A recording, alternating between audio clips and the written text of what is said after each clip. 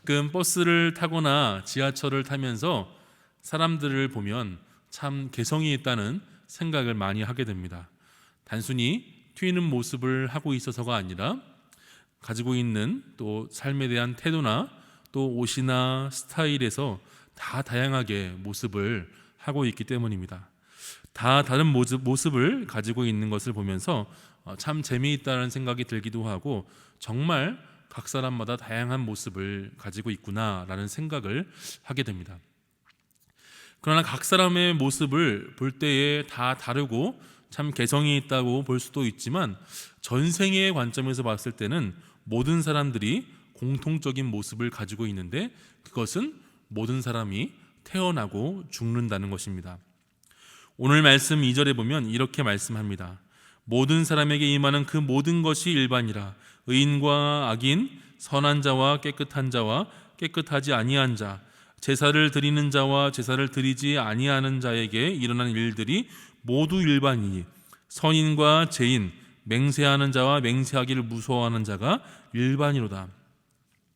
의인과 악인, 또 선인과 죄인, 선한 자와 깨끗한 자와 또 깨끗하지 아니한 자, 제사를 드리는 사람이나 제사를 드리지 않는 사람이나 그 모습이 다 마찬가지라고 이야기하고 있습니다. 살아가는 사람들의 모습을 여러 가지로 분류하면서 이야기하지만 그 모습이 결국 크게 다르지 않는 모습이라는 것을 이야기합니다.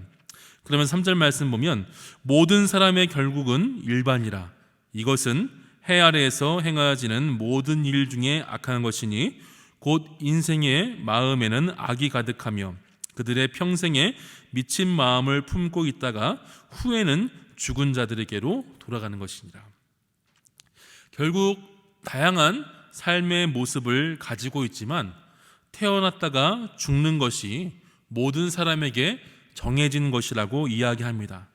재산이 많건 적건, 또 많이 배웠건 그렇지 않건, 또 권력이 있건 그렇지 않건 상관없이 태어나고 죽는 것이 모든 사람이 갖게 되는 일반적인 모습이고 공통적인 모습이다라고 이야기하고 있습니다.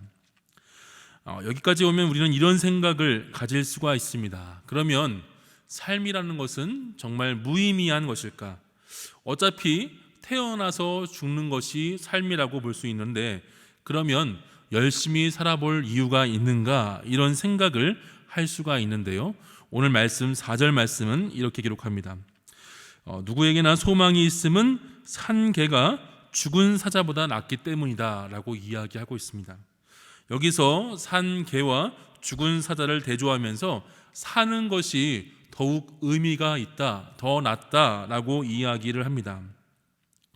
오늘날 우리나라 사람들과 또 서양 문화를 보면 이 개는 좋은 이미지를 갖고 있습니다. 긍정적인 이미지를 가지고 있으면서 이 의미가 어떤 좋은 반려동물의 의미가 담겨 있기 때문입니다. 그러나 근동 문화에서는 이 개는 결코 좋은 이미지의 동물이 아닙니다. 개는 쓰레기를 먹고 심지어 시체를 먹기도 하는 부정적인 동물로 여겼습니다. 반면 그에 비해서 사자는 아주 고귀한 짐승으로 여겼습니다. 산 개가 죽은 사자보다 더 낫다는 것은, 물론 사자라고 사서 사는 삶이 고귀한 삶이지만 죽어 있을 때는 아무것도 의미가 없기 때문에 살아있는 개로서 사는 것이 그만큼 살아있는 것이 더 좋다는 것을 비유적으로 이야기한 것으로 이해할 수 있습니다. 그러므로 이 땅에서 살아있는 것이 더 의미가 있고, 이 땅의 모든 것이 허무하지만 그럼에도 불구하고 살아있다는 것이 죽은 것보다 더 좋다는 것을 말씀하고 있습니다.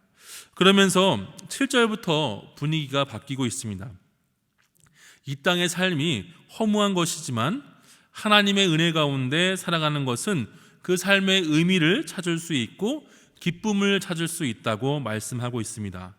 먼저 보면 7절에 기쁨으로 음식물을 먹고 즐거운 마음으로 포도주를 마실 것을 말씀하는데, 하나님이 기쁨으로 받으셨다고 하기 때문에 말씀하고 있습니다. 이 땅의 삶의 수고를 하나님께서 기억하시고 또 기쁘게 받으셨다는 말씀인 것입니다. 또한 이어서 9절에 보면 평생이 헛된 날이고 하나님께서 주신 이 날이 헛된 날이지만 하나님께서 주신 삶을 살아갈 때에 사랑하는 아내와 함께 즐겁게 살 것에 대해서 이야기하고 있습니다. 이것이 하나님이 일생의 수고 가운데 주신 몫이라고 말씀하고 있습니다. 또 이 땅에서의 일을 얻는 대로 힘을 다하여 할 것을 말씀하고 있습니다. 일을 할 수 있는 것도 살아있을 때 하는 것이기 때문에 살아있는 있는 동안에 일을 할 것을 말씀합니다. 정리해보면 하나님 없이 살아가는 인생은 참으로 허무한 것이고 말로 표현할 수 없을 만큼 고통스러운 그런 삶의 모습이지만 하나님이 인정하시는 또 하나님의 안에서의 살아가는 삶은 하나님이 수고를 기쁘게 받아주시고 또 허락하신 음식물과 또 하나님께서 기쁘게 살아가도록 주신 아내와 또 하나님께서 감당하도록 허락하신 일을 감사하며 살아가는 삶을 살 것을 이야기하고 있습니다. 삶이라는 것이 헛되고 아무 의미가 없어 보이지만 하나님의 은혜 가운데 살아가는 삶은 의미가 있다는 것을 분명하게 이야기하고 있습니다.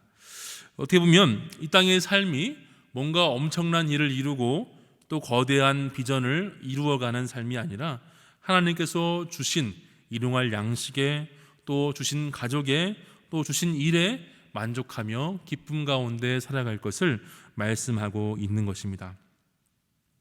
오늘 하루도 하나님께서 주신 것으로 인한 감사와 기쁨이 가득한 시간 되시기를 간절히 소원합니다. 하나님이 아닌 헛된 인생을 붙잡고 살아가면 하나님께서 오늘 주신 것에 결코 만족을 할 수가 없습니다. 사랑하는 가족들에게 상처를 입힐 수도 있고 또 오늘 주신 일용할 양식에 불만을 가질 수도 있고 또 오늘의 일터가 괴로움의 자리가 될 수도 있습니다. 그러나 오늘 주신 자리에 감사하고 살아가면 오늘 주신 것에 감사하는 삶을 살게 되고 가족들과 사랑을 나누며 또 일터가 소명의 자리로 바뀌게 될 줄로 믿습니다.